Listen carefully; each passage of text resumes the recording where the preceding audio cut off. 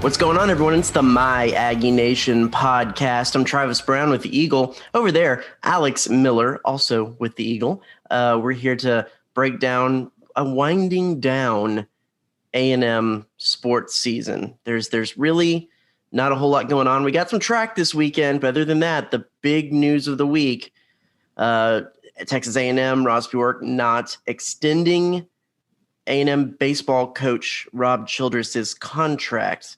I know for me, wasn't much of a surprise. Alex, what about you? Did you think that this was a surprise at all to you? No, I mean, the writing was on the wall. It was pretty obvious coming into the season that if Childress was going to get another year or another contract per se, they were going to have to win big. And unfortunately for the Aggies, they just didn't do it. And, we talked last week about how just the inconsistency really troubled this team. They had some really good pieces. They just were never able to really put it together. They had some bright moments. You think about the win over Texas. You think about the series win over Ole Miss. But a win over Texas and a one series win over a top 15 team, that's not going to be enough when you don't even make the conference tournament. Very, very unceremonious ending to the Rob Childress tenure. Dreary was the word I used Saturday to describe that game against LSU, knowing that A&M's playing for nothing, and that was likely the last game that Childress would coach for the Aggies. Very, very weird feeling at the game. That's just kind of my thoughts on that. Yeah, it was kind of weird. It seemed a little gloomy or down for sure. I mean, both in the stands and the press box, on the field, they started off with 3 errors in the first inning. I mean, just kind of heads weren't in it, which is a little bit understandable with everything going on.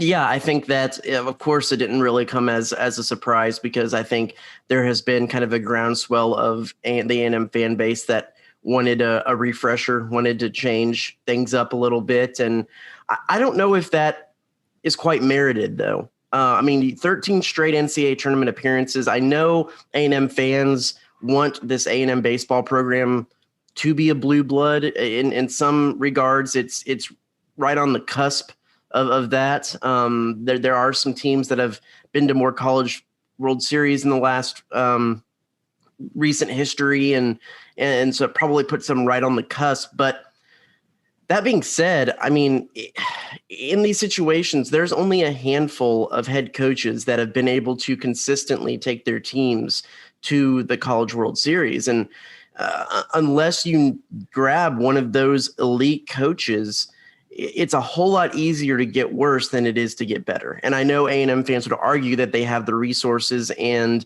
the facilities and the athletic devotion that they could pull in one of those coaches. And we can get to that a little bit later. But I just think that Rob Childress is a good baseball coach, and he proved it year in and year out that he can be among some of the elite coaches.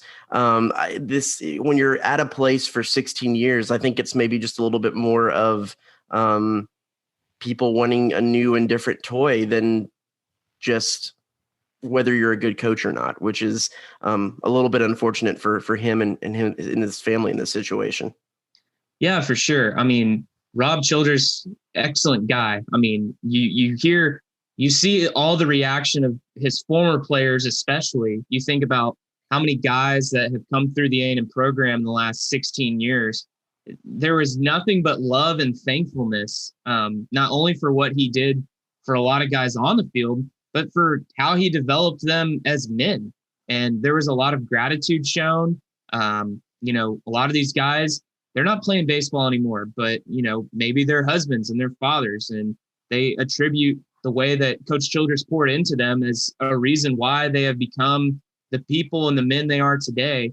And so, it was an exit, but there was a lot of love and thankfulness shown by those who, he touched as players and as coaches.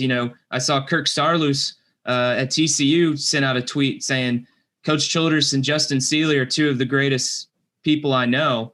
So that goes to show the kind of respect that they have in the baseball world among people outside the A&M program too.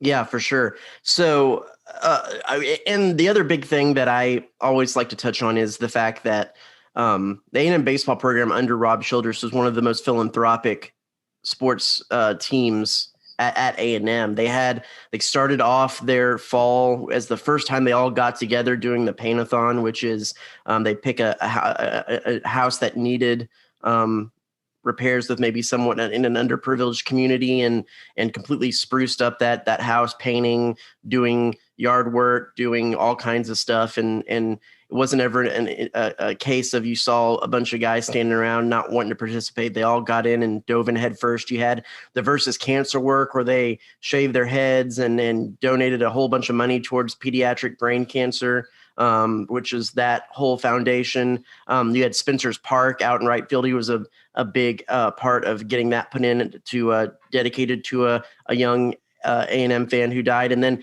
I always heard from several people that, there's organizations and charities that come to A&M's athletic program saying like, hi, we have this kid that's Make-A-Wish type kid who just said that they wanted to do something with A&M. And I always heard that the baseball program was the first to say, hey, we'll take him. And they did the honorary signings and the, be a baseball player for a day and those kind of things all the time. And so good on Coach Childress to kind of see his platform as something that can really bring about a lot of smiles and good times and good work. And so I always appreciated him for that.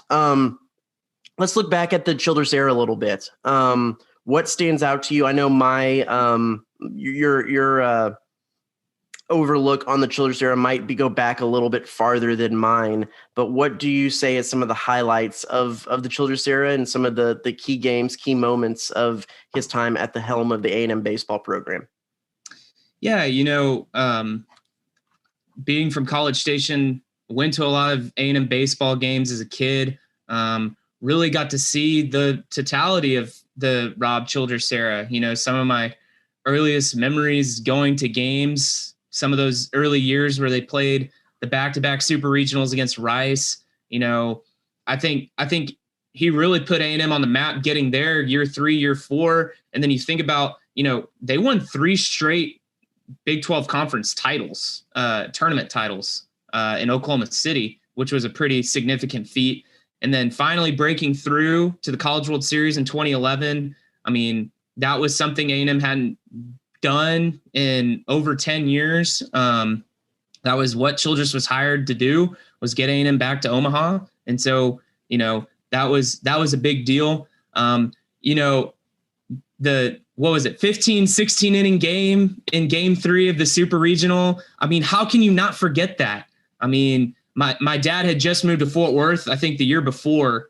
And so we went, and just remember standing on the railing, and it's like 2 a.m. I'm sure you were covering the game, Travis, covering TCU at the time. So you were like, man, my deadline is shot. Yeah. But I mean, you think about those 2 teams, the 2 years that they played TCU, those were probably the 2 best teams that Childress had, and they didn't get to Omaha. Right. You think about the year that they got to Omaha the second time, total surprise, kind of lucked out not having to play North Carolina. That was such an interesting year. And that was the year that I got to cover the baseball team full time. So, getting to cover a team that makes it to the College World Series, that was cool for me. I didn't get to go to Omaha, but, being there from start to finish throughout most of the season, that was a unique time as a journalist, just getting to cover a team that saw success. And yeah, you think about some of the big players that have come through, whether it was Tyler Naquin or the Michael Waka and Ross Stripling duo. We didn't really get to see the full potential of Asa Lacy, but there were a lot of talented guys that came through A&M under Rob Childress, especially on the mound. I mean, pitching, he was known for being a good pitching coach, and you saw the development of a lot of guys under his watch. I think that's kind of the thing that stands out to me the most, games and accomplishments aside, is the fact that we would show up every fall, every spring to start working on stories for the next season. And for the most part, you knew that, hey, this is still going to be a pretty loaded starting rotation because they just kind of reloaded at that pitching position. And that's what I think was the key to making his team so successful through the years. And probably was a little bit of why this last team was a little bit shaky, was it just didn't have that same firepower in the starting rotation. All that being said, that's the thing that mostly stood out for me. Those long games that I was at that game in Fort Worth in 2015. By the time I filed my story and drove back, I was living in Dallas at the time and drove back to Dallas. I actually got donuts that morning because donut stores were already open. But you think back at making it to Omaha in 2011. And you do talk about that 2015 and 2016 teams, that TCU A&M matchup that happened in Super Regionals 2 years in a row. That should have been an Omaha matchup. They just didn't get the luck of the draw in that brackets 2 years in a row, because that TCU A&M matchup should have been in Omaha 2 years in a row. And that should have been 2 more years going to Omaha for Rob Childress. And one could argue last year with Asa Lacy and Christian Roa and what they were going to be able to do, that might have been another year in Omaha. And so it's kind of a case, if you look back, there's a lot of success, but there's a lot of the ball just not really bouncing the right way for Childress and his staff. And you got to feel a little bit sorry for him in that regard. The other thing that standing out to me too, that I thought was kind of special, and we plenty of talking about how good of a guy he was the game in 2019 when his daughter was graduating from college in Nebraska, and he handed off the reins to Will Bolt and Justin Seeley, and was up there to see that. And some people might not necessarily think that's the great thing. I thought it was pretty impressive that he would, and I believe they won that game, that he would be able to take off on a day, go be with his family in something important, and come back and take things back up. So that always stood out to me as something impressive, that he put those priorities and was able to, and assembled a staff behind him that was able to take over for a day and make that happen. So those were definitely some things that stood out to me. So it's going to be a little bit of a shorter podcast this week because not a whole lot going on. So we'll kind of wrap things up with this, and that is looking ahead. Who could be some of the options moving forward? I think that probably from what I had heard and talked to, that A&M probably had been in preliminary talks with Tim Tadlock out there in Lubbock, because we'd heard that there had been a little bit of interest, and those got shut down real quick because Kirby Holcutt wasn't going to lose his second major coach in about a month and a half. So Tim Tadlock's locked up to a lifetime contract out in Lubbock, and so that he will be off the radar. It comes down to probably some Jim Schlossnagle at TCU, or you can McDonald at Louisville, or Tony Vitello at Tennessee. Now in some talks I've had, they said that Vitello isn't interested in the A&M job, that there would be other places he would rather go. And with LSU potentially opening up if Paul Maneri decides to retire after this season, McDonald from Louisville is probably a prime candidate for that job. So it'll be interesting to see what direction A&M goes now. It's the first big hire for Ross Bjork. It might be with Jimbo Fisher there and Buzz Williams. This could be the biggest hire of his tenure, depending on how long Ross Bjork is here. Yeah, for sure. I think something that's interesting to note, reading the Lubbock Avalanche Journal story on Tim Tadlock getting his extension, they kind of go in talking with some tech officials what the preliminary talks with A&M looked like. And, Don Williams said tech officials said A&M's pitch to Tadlock included an annual starting salary at $1.2 million, which is a pretty decent bump up from what Childress was making. So I think the point being is that A&M's big game hunting, and that's where they're starting, and that's what they're hoping to get. And reading some of the players' reactions the other day, JB Moss, one of the standouts at the plate for A&M under Childress, he tweeted, they say every firing is an opportunity to upgrade. And he added Ross Bjork and said, Aggie baseball has some work to do. It's been a hard day for all of us and those who had the privilege to play for Childress. And he ended it saying, we've got big, huge shoes to fill. And so, this, like you said, this is the chance for them to go try and get a chance to get a big name guy, a guy who's been proven in Omaha. That's probably someone that they're looking for. And if you're A&M, you really want to nail down a guy that can take you to the next level, because where you've been has been pretty dang good and pretty dang consistent. And so moving on from a guy like Rob Childress, A&M's going to need to make a move that takes him to the next level. And that's a hard guy to come by. There's not a lot of names out there that can do that. I don't think that, another name that gets thrown around is East Carolina's Cliff Godwin. I don't think that that's a step. I don't get me wrong. Very successful coach, has done a lot out there at East Carolina. I don't think that that's necessarily a step up from Rob Childress. It could be a change. It could be a different look at things, but I don't think that that's necessarily a step up from Rob Childress. Alex, what would you say? I know you don't necessarily follow national college baseball as closely maybe as I do, but who would you like to see coming in for A&M? I think the guy that makes the most sense would be TCU's Jim Schlossnagle. I mean, he has Texas ties. He is a proven coach. He's a guy who's been to Omaha consistently and has won. That is what A&M wants in its baseball program. It wants to get to Omaha consistently, but not only get there, they want to win. A&M's only have one win at the College World Series since the 50s. I mean, that's the bottom line of why Rob Childress is not the coach. It's not that he didn't win enough. He didn't win enough. He didn't win big enough.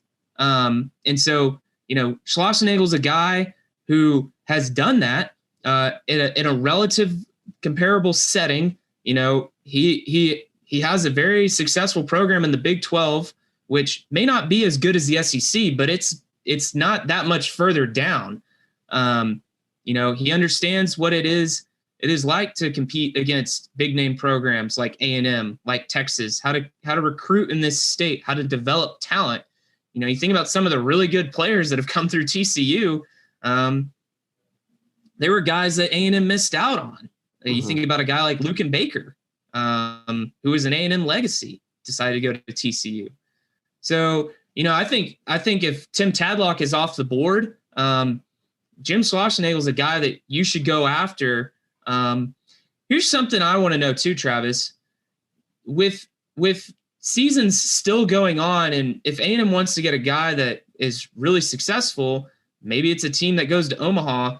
Is this kind of a coaching search that would probably play out for a few weeks, timeline-wise, before A&M actually names a new head coach? Yeah, I think that you would, as they proved here with Tim Tadlock, they're probably making phone calls, but none of that would necessarily get announced until after that team's season has ended. So I wouldn't, unless something leaks out, I wouldn't necessarily expect any kind of announcement for another month or so, because that's you're not going to get a coach that is in the running for stuff already announcing he's going to go somewhere else while they're in the middle of a postseason run. So it's going to be a lot of hurry up to wait. Probably pretty similar to what happened with Buzz Williams, where they let go of Kennedy right after the SEC tournament, 2-3 week buffer zone before Virginia Tech was knocked out in the Sweet 16. I just felt like that was important to note as far as timeline goes. I guess kind of my final question. Where does the A&M job rank nationally, and what makes it lucrative for the big name coaches to come here? In talking with some national people, they've said that when you look at like a Mississippi State that has 10,000 people in the stands, when you look at some of these other programs, there's no reason why A&M can't necessarily follow suit with that as well, because they're a lot closer to Houston, major metropolitan areas. They have that kind of alumni base and following, and it is a baseball kind of happy crowd that comes to A&M and follows out. So I think that there is a lot of room for growth, even for a program that is pretty near the top, and that's probably pretty appealing for some coaches out there. So it would rank pretty high. I think that it has it's probably high tier 2 with the ability to easily break into that top tier 1 status that I've invented myself to go in there. So yeah, following up, I do think that probably if you look at who is out there, Jim Schlossnagle is the right move for A&M. We'll just see what Ross Bjork has up his sleeve and what he's thinking about the whole situation. For sure. Well, it'll be interesting to see how the coaching search plays out. And Travis, I'm sure you'll be all on top of it as this continues to unfold as our handy, trusted A&M baseball reporter. You know it. Real quick thing to mention, got NCAA West Regional track action at E.B. Cushing Stadium this week. Probably not going to be as exciting as the SEC were, because, the goal in this is just to make sure you get a qualifying time to go do the real thing in Eugene, I believe next week. So, you might see Tyra Gittens do one long jump, get something really great, and pass on her last two.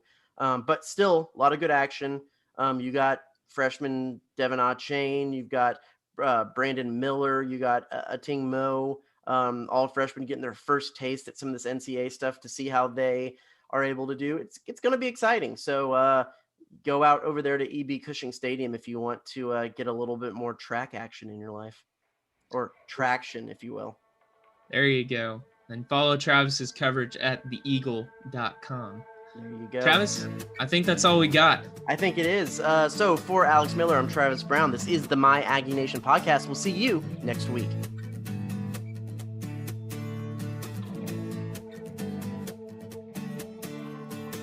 It seems like every day, everything just has a way to burst at the seams. But if we don't watch what we're doing, our hearts will get ruined by silly things. Good love ain't easy, girl, we know that's true. And if we wanna keep it, we gotta watch everything that we do, yeah. Don't wanna make sure, my baby, make sure you're sticking with me. Don't wanna make sure